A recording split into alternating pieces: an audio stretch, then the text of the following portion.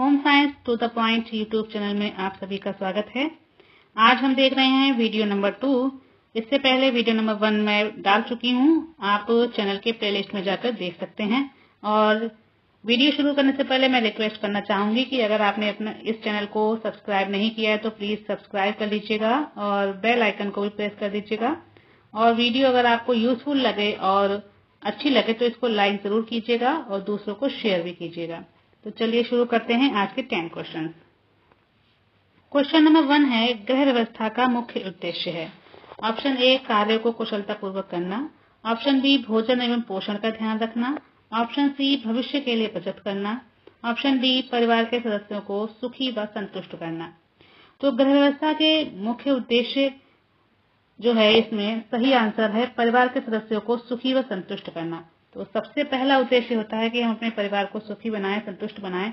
उसके लिए उनके भोजन और पोषण को ध्यान में रखा जाता है, भविष्य के लिए बचत की जाती है, कार्य को कुशलतापूर्वक किया जाता है। तो ये सारे कार्य इसमें निहित हैं, इसलिए इसका सही आंसर है परिवार के सदस्यों को सुखी व संतुष्ट करना। दूसरा क्वेश्चन है, गृह व्यवस्था में सर्वप्रथम पूर्ति की जाती है। गृह व्यवस्था में सर्वप्रथम पूर्ति की जाती है। किसकी पूर्ति की जाती है? ऑप्शन देखते हैं। ऑप्शन ए, मूलभूत आवश्यकताओं की। ऑप्शन बी, तीर्थ यात्रा की। ऑप्शन सी, मनोरंजन की। ऑप्शन डी, भौतिक सुविधाओं की। तो इससे पहले यहाँ पर आप देखिए कि आवश्यकताएं कितने प्रकार की होती हैं। तो जो आवश्यकताएं होती हैं वो हमारी आवश्यकताएं 3 प्रकार की होती हैं। आवश्यकताएं 3 प्रकार की होती हैं। पहली होती हैं आपकी अनिवार्य आवश्यकताएं, जिसको मूलभूत आवश्यकता कहते हैं, जिनके बिना व्यक्ति जीवित नहीं रह सकता, जैसे भोजन, पानी और हवा, रोटी, कपड़ा और मकान। तो ये 3 आपके जो है अनिवार्य आवश्यकताएं होती हैं, जिनके बिना व्यक्ति का अस्तित्व नहीं होता है। इसके बाद दूसरी प्रकार की आवश्यकता होती है आपकी आरामदायक आवश्यकता। ऐसी आवश्यकताएं जो हमें कार्य करने के लिए जरूरी होती हैं, तो वो आरामदायक आवश्यकताएं होती हैं, दूसरे प्रकार की आवश्यकता कहलाती है। और तीसरे प्रकार की आवश्यकता होती है आपकी विलासितापूर्ण आवश्यकता।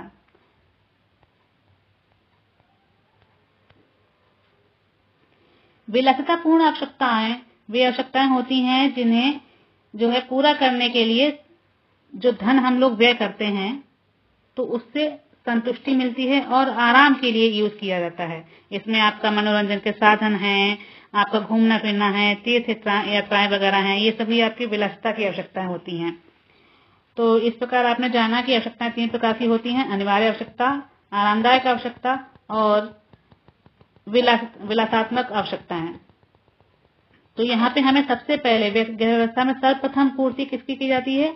जो हमारी मूलभूत आवश्यकताएं होती हैं। तो सबसे पहले जो सबसे ज्यादा जरूरी है व्यक्ति के जीवन के लिए, जो मूलभूत आवश्यकताएं हैं, रोटी, कपड़ा और मकान, तो ये इनकी पूर्ति सबसे पहले की जाती है। तो इसलिए इसका उत्तर होगा ऑप्शन ए, मूलभूत आवश्यकताएं। क्वेश्चन नंबर 3 है, स्वस्थ, सुखी एवं संपन्न परिवार का आधार है। स्वस्थ, सुखी एवं संपन्न परिवार का आधार है। ऑप्शन ए, असीमित आय। ऑप्शन बी, स्वादिष्ट भोजन। ऑप्शन सी, कुशल गृहिणी। ऑप्शन डी, उपयुक्त में से कोई नहीं। तो एक स्वस्थ, सुखी और संपन्न परिवार बनाने के लिए क्या आवश्यकता होती है? हमें स्वादिष्ट भोजन की भी आवश्यकता होती है, असीमित आय होगी। अगर बहुत सारी आय है लेकिन घर में जो है कुशल गृहिणी नहीं है, उसको कैसे मैनेज करना है उसको नहीं पता है, तो असीमित आय होने के बाद भी घर सुखी, संपन्न और स्वस्थ नहीं हो सकता है। तो इसलिए इन सभी ऑप्शन में सबसे ज्यादा अच्छा ऑप्शन है कुशल गृहिणी। तो ये सबसे ज्यादा जरूरी है एक स्वस्थ, सुखी एवं संपन्न परिवार बनाने के लिए। तो इसलिए इस क्वेश्चन नंबर 3 का उत्तर है ऑप्शन सी, कुशल गृहिणी। स्वस्थ, सुखी एवं संपन्न परिवार का आधार है कुशल गृहिणी। आगे क्वेश्चन देखते हैं। नेक्स्ट क्वेश्चन है, निम्न में से कौन सा गृह व्यवस्था का भौतिक साधन है? निम्न में से कौन सा गृह व्यवस्था का भौतिक साधन है? ऑप्शन ए, कौशल।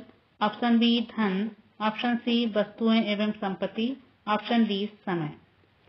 तो यहाँ पर जो भौतिक साधन होते हैं, भौतिक साधन वो होते हैं जो हमें दिखाई देते हैं। जैसे आपके पास धन है तो वो दिखाई देता है, वस्तुएं एवं संपत्ति हैं, वस्तुएं भी दिखाई देती हैं, लेकिन समय हमें दिखाई नहीं देता, कौशल हमें दिखाई नहीं देता। तो इसमें जो भौतिक साधन दो हमें दिख रहे हैं, धन और वस्तुएं एवं संपत्ति, तो इनमें से सही आंसर हमें चूज करना है। तो निम्न में से कौन सा गृह व्यवस्था का भौतिक साधन है? तो गृह व्यवस्था का भौतिक साधन तो यहाँ पर धन और वस्तुएं एवं संपत्ति दोनों हैं, लेकिन जो सबसे बेस्ट आंसर कौन सा है? ऑप्शन बी है, धन, क्योंकि धन से हम वस्तुएं और संपत्ति दोनों ही खरीद सकते हैं। तो इसलिए तो इसका सही आंसर है ऑप्शन बी, धन। गृह व्यवस्था का भौतिक साधन है ऑप्शन बी, धन।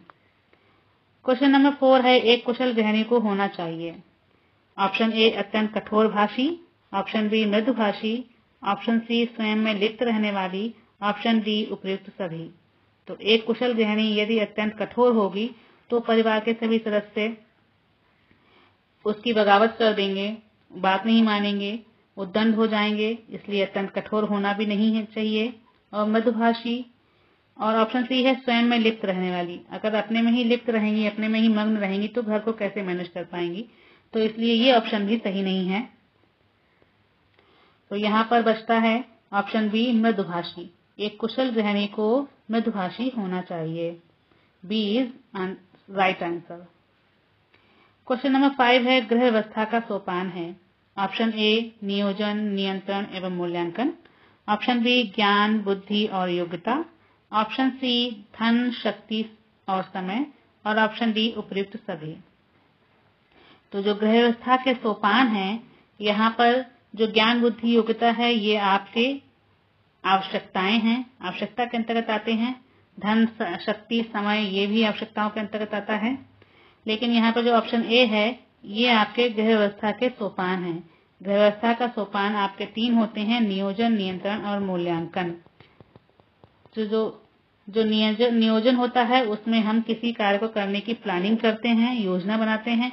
नियंत्रण में उस कार्य को हम कार्य रूप में करते हैं, जो प्लानिंग की है उसको हम लोग उस कार्य को करते हैं उसकी प्लानिंग के अनुसार, और उसमें बीच में जो समस्याएं आती हैं उनको दूर करते हुए करते जाते हैं। और इसके बाद जो है अगला तीसरा सोपान होता है मूल्यांकन। तो कार्य करने के बाद हम मूल्यांकन करते हैं कि कार्य किस हद तक सफल हुआ है, जितना हमने सोचा था उतना अच्छा हुआ या नहीं हुआ, नहीं हुआ तो क्या कमी रह गई, तो इसका मूल्यांकन करते हैं। तो इस तरीके से गृह व्यवस्था के 3 सोपान होते हैं, नियोजन, नियंत्रण और मूल्यांकन। तो इसका सही आंसर है ऑप्शन ए, नियोजन, नियंत्रण एवं मूल्यांकन गृह व्यवस्था के सोपान है।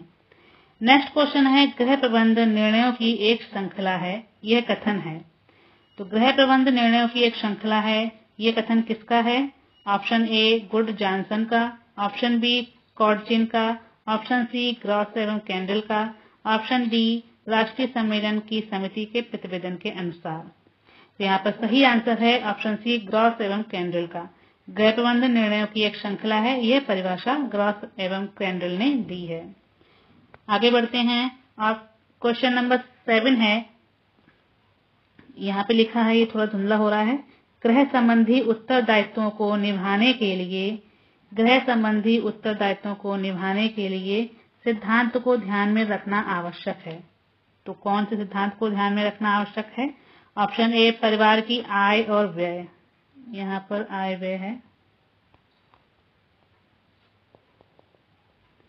परिवार की आय व्यय को संतुलित रखना, परिवार की आय व्यय को संतुलित करना। ऑप्शन बी खाद्य पदार्थ खरीदना तथा संभाल कर रखना। ऑप्शन सी मकान को सुविधा अनुसार सुव्यवस्थित करना। ऑप्शन डी उपयुक्त में से कोई नहीं। तो इसमें सही आंसर है गृह संबंधी उत्तरदायित्वों को निभाने के लिए परिवार की आय व्यय को संतुलित करना, यह इसका सही आंसर है। इस सिद्धांत को ध्यान में रखना चाहिए। Option A is right answer. Question number 8 है, गृह व्यवस्था का सार्वजनिक साधन है। गृह व्यवस्था का सार्वजनिक साधन है option A cooler, option B बीमा कार्यालय, ऑप्शन सी मकान, ऑप्शन डी इनमें से कोई नहीं। तो सार्वजनिक साधन वे होते हैं जिनको सभी लोग समान रूप से प्रयोग कर सकते हों, जैसे आपका विद्यालय और यातायात का साधन, bus stand, railway station, bank. तो यहाँ पर option B is right answer है, बीमा कार्यालय, जिसको सभी परिवार अपनी बचत को यहाँ पर जमा करते हैं, सुरक्षित रखते हैं और आगामी भविष्य के लिए योजनाओं में लगाते हैं। तो गृह व्यवस्था का सार्वजनिक साधन है बीमा कार्यालय। क्वेश्चन नंबर 9 है, गृहिणी का मुख्य कार्य है। गृहिणी का मुख्य कार्य है ऑप्शन ए खाना बनाना, ऑप्शन बी घर की सफाई करना, ऑप्शन सी कपड़े धोना तथा कपड़े सिलना, ऑप्शन डी गृह कार्य को व्यवस्थित कर सभी को उनके अनुसार कार्य में लगाना। तो इसका सही आंसर है गृह कार्य को व्यवस्थित कर सभी को उनके अनुसार कार्य में लगाना, क्योंकि गृहिणी जो है घर में गृह कार्य व्यवस्था भी करती है, कार्य व्यवस्था बनाती है। वे परिवार में जितने सदस्य हैं सबकी रुचि और उनकी आयु और क्षमता के अनुसार कार्यों को बांट देती है, जिससे कि घर में व्यवस्था बनी रहती है। तो उसका मुख्य कार्य है गृह कार्य को व्यवस्थित करके सभी को उनके अनुसार कार्य में लगाना। यह जो है गृहिणी का मुख्य कार्य है। नेक्स्ट क्वेश्चन है क्वेश्चन नंबर 10, ये आज का लास्ट क्वेश्चन है। गृह व्यवस्था का तात्पर्य है। गृह व्यवस्था का तात्पर्य है ऑप्शन ए भविष्य के लिए धन एकत्र करना, ऑप्शन बी रहन सहन का स्तर ऊंचा उठाना, ऑप्शन सी परिवार की विभिन्न आवश्यकताओं की पूर्ति तथा उसके सदस्यों का सहयोग प्राप्त करना, ऑप्शन डी विभिन्न लक्ष्यों की प्राप्ति। तो गृह व्यवस्था से हम क्या समझते हैं कि घर की व्यवस्था बनाना। तो इसमें ये सबसे सही आंसर है परिवार की विभिन्न आवश्यकताओं की पूर्ति करना और उसके सदस्यों का सहयोग प्राप्त करना, जिससे कि जब सबका सहयोग प्राप्त होगा तो जब सभी की आवश्यकताएं पूरी होंगी तो परिवार के सदस्य खुश रहेंगे, एक दूसरे को सहयोग करेंगे, सहयोग प्राप्त होगा और जिससे कि घर में जो व्यवस्था बनाई जाएगी वो अच्छे से परिणत रूप से होगी। तो इस तरीके से गृह कार्य व्यवस्था का तात्पर्य है परिवार की विभिन्न आवश्यकताओं की पूर्ति तथा उसके सदस्यों का सहयोग प्राप्त करना। ये सी आंसर सही है, सी ऑप्शन बिल्कुल सही है।